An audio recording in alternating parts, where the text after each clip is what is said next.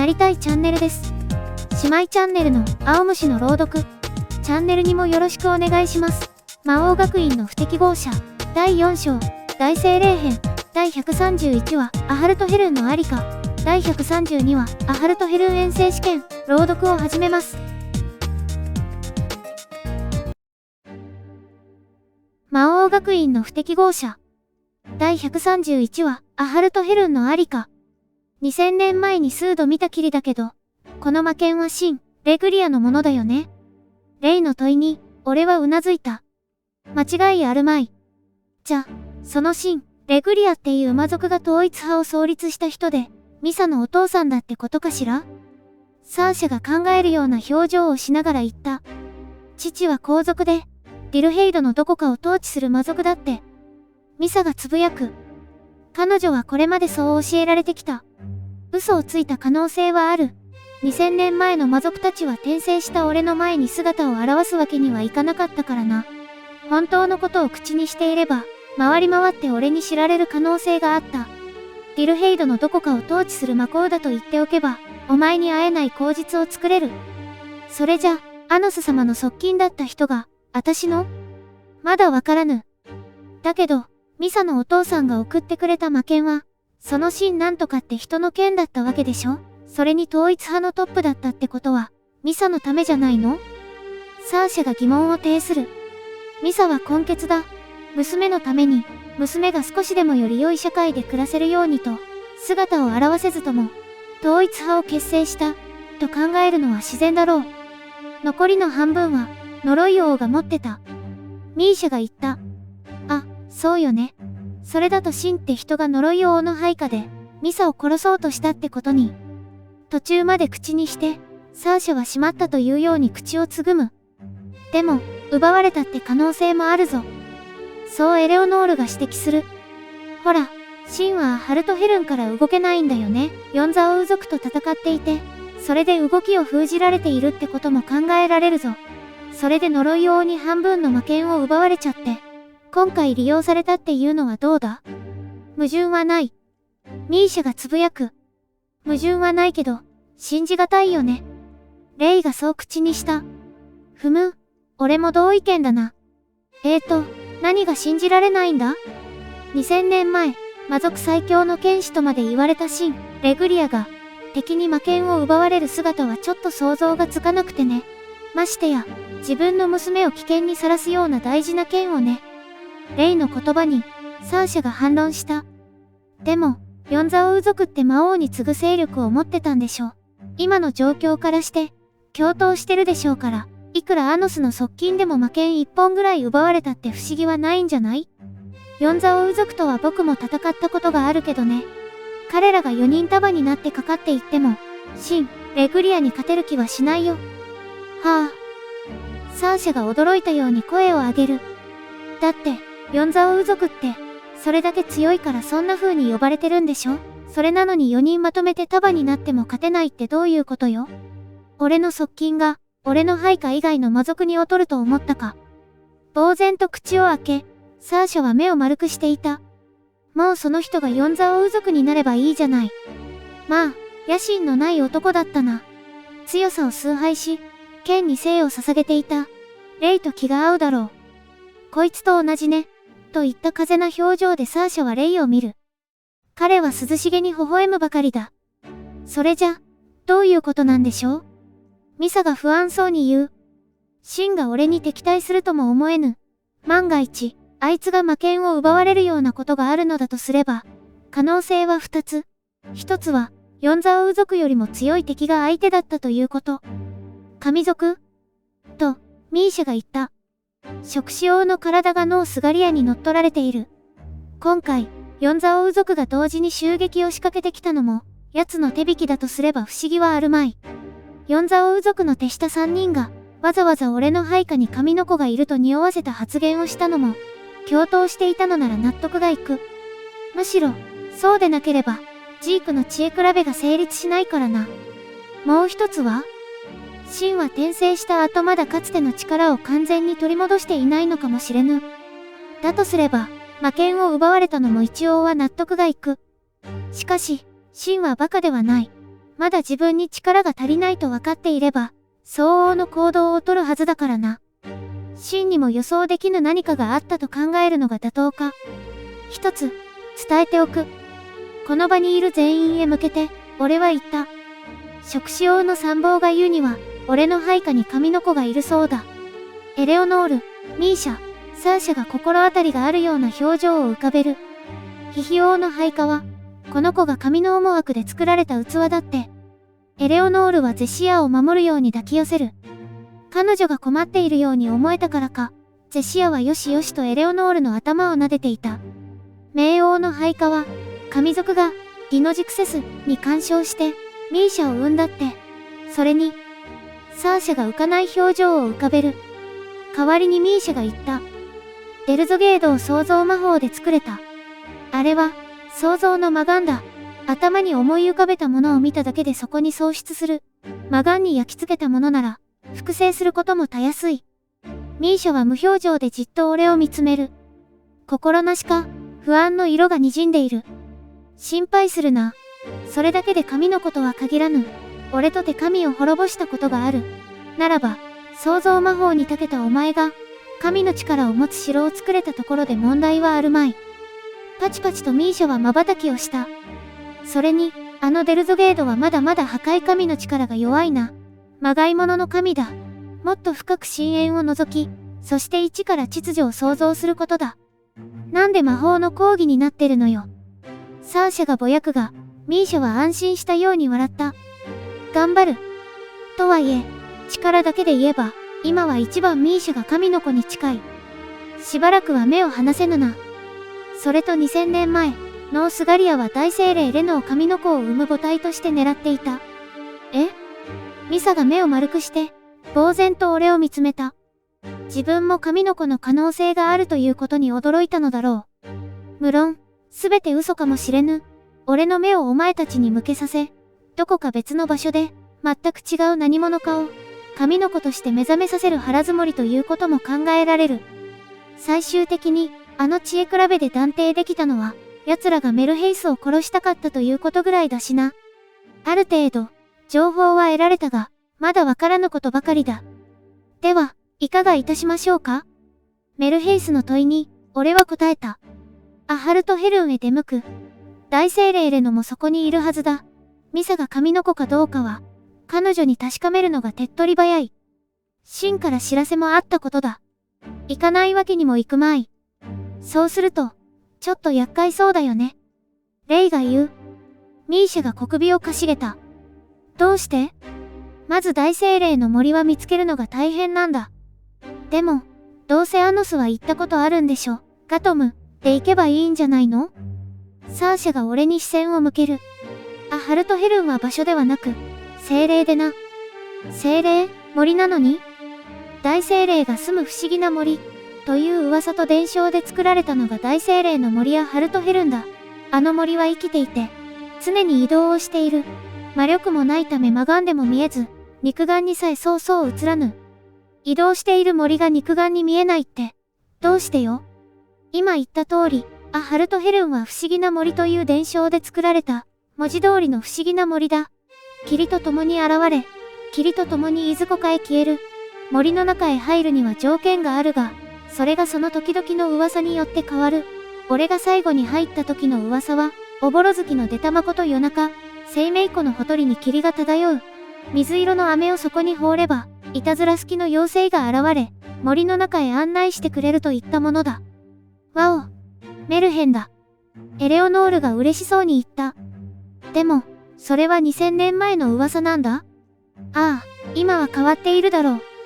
まず噂から探すってこと？面倒くさいわね。サーシャがため息をつく。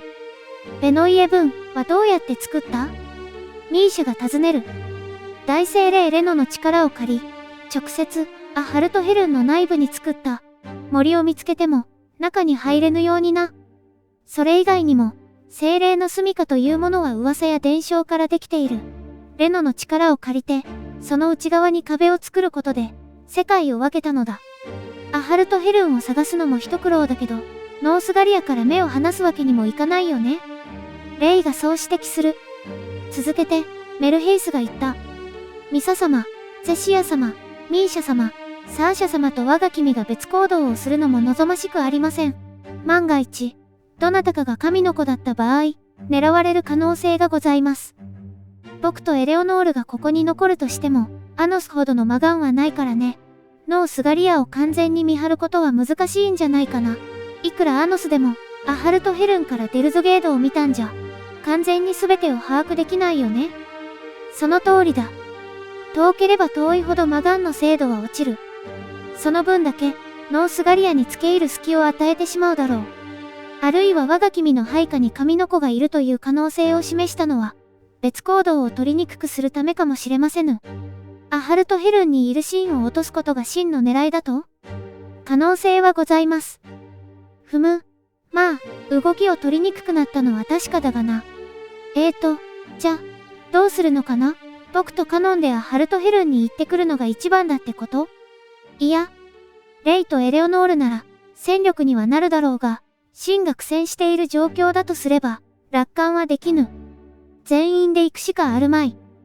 でも、そうしたら、ノースガリアは誰が見張るのよ。サーシャが問う。俺はにやりと笑ってみせた。全員でと言ったはずだ。どうせだからな。あいつにアハルトヘルンまで案内してもらおう。サーシャだけでなく、その場にいた全員が疑問の視線を向けてきた。どうやってよ？何？簡単だ。神は人との約束を守る。ノースガリアは魔王学院の教師になると約束しているのだからな。業務命令には逆らえまい。と気がついたようにサーシャが声を上げた。次の授業は、アハルトヘルンへの遠征試験だ。第132話、アハルトヘルン遠征試験。翌日、魔王城デルゾゲード、第2教練場。さあ、授業を始めよう。授業開始の鐘が鳴った後ノースガリアは言った。昨日のうちにフクロウが通達したと思うが、本日からは急遽、アハルトヘルン遠征試験を行うことになった。試験監督は私が手ずから務めよう。神がこのような俗事に携わることなど滅多にないことでね。おのおの感謝し、崇め奉れ。増長した表情を浮かべるノースガリア。生徒たちの反応は押して知るべしといったところだ。っていうか、なんでこんな急に遠征試験なんだよ。ずさんすぎるだろ。不満を吐露するがごとく、ぼそりと皇族派の生徒がつぶやいた。昨日、痛い目にあったばかりだからか、正面切って文句を言う度胸もなく、誰にも聞こえないようなか細い声だ。とはいえ、俺には聞こえている。どうにかそれでプライドを保ったつもりかもしれぬが、脇が甘すぎる。そこの男、何か不満があるのか？独り言が聞こえていたことに驚き、生徒は萎縮する。別に何も。はは。と、ノースガリアは生徒を嘲笑う。神の耳は絶対だよ。私の前でそんな雑な嘘が通ると思うか？睨まれ、生徒は肝を冷やしたように縮み上がった。暴虐の魔王の庇護下にあるからといって、調子に乗るのは感心しない。君を一切傷つけずに、君を苦しめる方法などいくらでも存在するのだから。怯えたような瞳で生徒はノースガリアを見返す。神の命において宣言する。授業中の死後につき、君の成績を下げるぞ。進級したければおとなしく私を崇めるといいよ。生徒はそれ以上迂闊なことも言えず、わかりました、とつぶやいた。っていうか、あいつ、神言ってるくせに、ずいぶん、スケールが小さくなってないかしら？サーシャがつぶやく。くくく、と俺は思わず笑った。授業の範疇ならば、俺に邪魔をされないと判断したのだろうな。いやいや、なかなかどうして、真面目に教師をしているではないか。聞こえてなかったのか、暴虐の魔王。死後を話せば、君の成績だってただでは済まないよ。教団から鋭い視線が飛んできた。ふむ、それは悪かった。気をつけるとしよう。ノースガリアは簡単に引き下がり、俺から視線を外した。半端な神となった身では何ができるわけではないからな。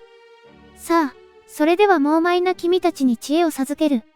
君たちのレベルを考えれば、アハルトヘルン遠征試験が急すぎることなど、私はとっくに承知しているよ。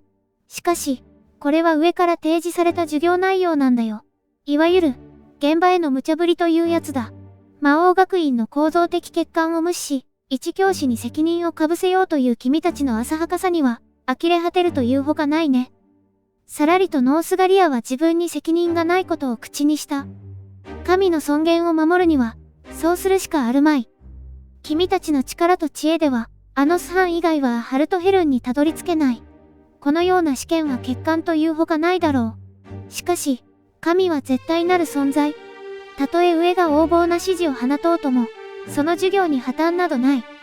大行に言い放ち、ノースガリアは両手を広げた。君たちに神の祝福を授けよう。キラキラと輝く光が教室中の生徒の体を覆い、そして、スーッと胸の中に消えた。アハルトヘルンにたどり着くために必要なのは、力と知恵、そして幸運だ。力と知恵に欠ける君たちに、まず神の幸運を授けた。それは君たちとアハルトヘルンを結ぶ、運命だ。これで猛邁な君たちにも、大精霊の森へ行く資格が生まれた。まがんで確認してみるが、特に問題のある魔法ではない。奴の言う通り、正真正銘、俺たちの運を向上させるもののようだな。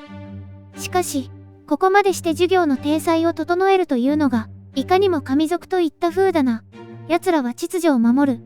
神の威厳というものは、それに含まれるのだ。すでにフクロウより通達を受けているだろうが、アハルトヘルンは精霊である。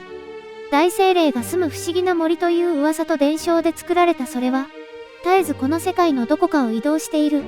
そのは霧と共に現れ、霧と共にいずこかへ消える。今、それがどこにあるかは、アハルトヘルンに対する噂の総量で決まるのだ。朗々とノースガリアは説明する。しかし、その噂を君たちが突き止めるのは100年あっても足りはしない。故に、私がさらなる知恵を授けよう。厳かな口調で彼は言う。ミッドヘイズより北西、ゼーヘンブルグの塔を囲む広大なリシャリス草原。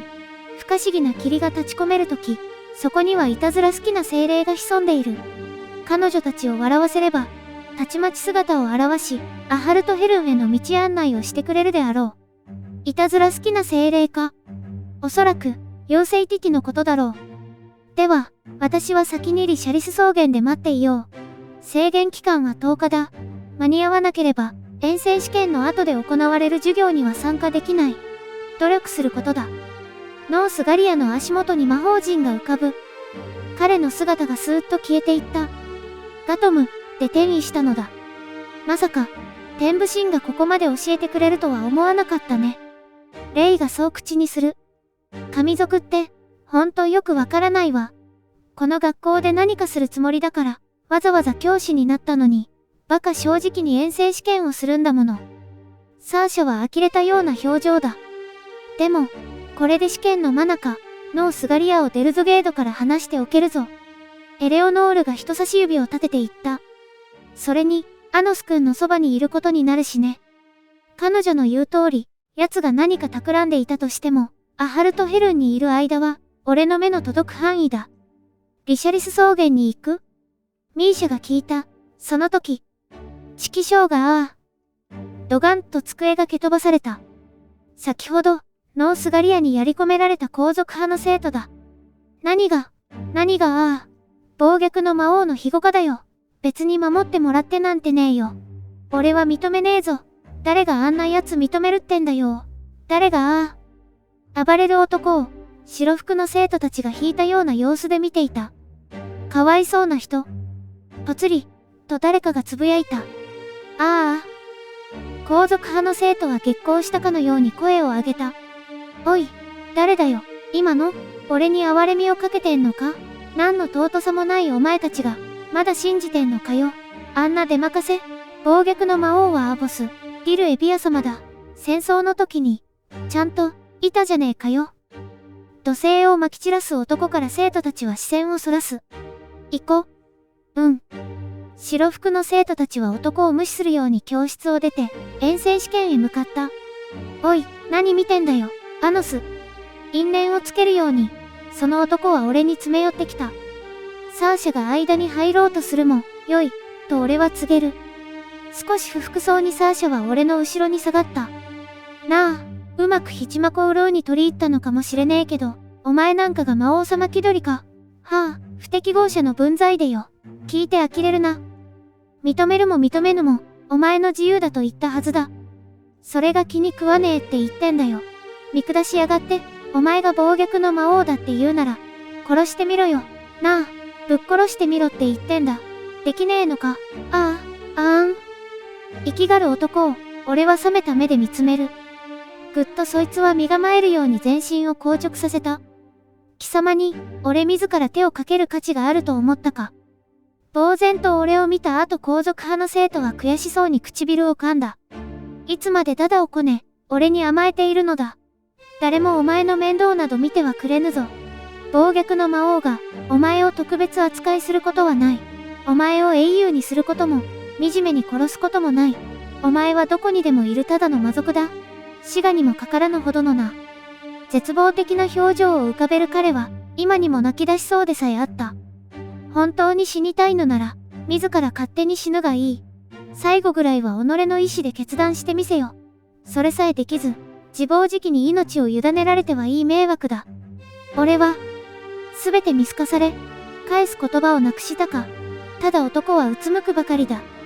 間もなく暴虐の魔王のことがディルヘイド中に伝えられる。その言葉に、男はビクッと震えた。甘えるだけの子供を救ってやるほど、俺は優しくはない。せいぜい苦しめ。その苦しみが、かつてのお前がもたらしているものだと気がつくまでな。うなだれる男を置き去りにし、俺は教室の隅へ向かう。その最中、ちゃんと、いたじゃねえかよ、アボス、ディル・エビアは、ちゃんと、現実を受け入れきれぬつぶやきが、背中から響いた。気にせず、俺はファンユニオンの少女たちに視線をやった。どのルートから行くと近いんだろ？アゼシオンよりは遠くないし、あんまり危険な場所もないから、行くのは多分簡単だよね。でも、遠征試験にするってことは、何かあるんじゃない？少女たちは、地図を広げていた。リシャリス草原への行き方を調べているようだ。地図は不要だ。リシャリス草原までは共に行こう。そう口にすると、びっくりしたように少女たちが振り返った。でも、いいんですか？期待と驚きの入り混じった瞳で、彼女たちは俺を見る。お前たちの力が必要になるかもしれぬからな。手を差し出すと、少女たちは、ハッとする。そうして、互いに牽制するような視線を飛ばした。なぜか一触即発といった空気が立ち込める。いい、8等分だからね。わかってるよ。でも、どの部位かぐらいは、選べるよね。わけのわからぬことを言う。少女たちはじりじりとすり足で間合いを測りながら、互いの出方を伺う。数秒後一人が思い切って前へ出た。はい、私親指。じゃあ、小指。私は人差し指。中指がいい。薬指いい。手のひらいただきます。私は手の甲。こんなところ、あんまり誰も触らないから、絶対貴重だもん。みんな、首ったけの、手首を忘れてるよ。わらわらと8人集まってきて、彼女たちは絶妙な位置取りを行い、見事、俺の片手に全員で捕まった。何をしている？こちらの様子を口を開けてポカンと見ているサーシャたちに声を飛ばした。何をしているって、呆然としているのよ。言いながら、サーシャがやってきて、俺の手を取った。反対の手をミーシャがつなぎ、ゼシア、エレオノール、ミサ、レイと順番に手をつなぐ。行くぞ。ガトム、を使い、全員で手にした。次回は、魔王学院の不適合者、第133話、情報屋の少女、第134話、日食、高評価、チャンネル登録、お願いします。応援コメント励みになります。ありがとうございます。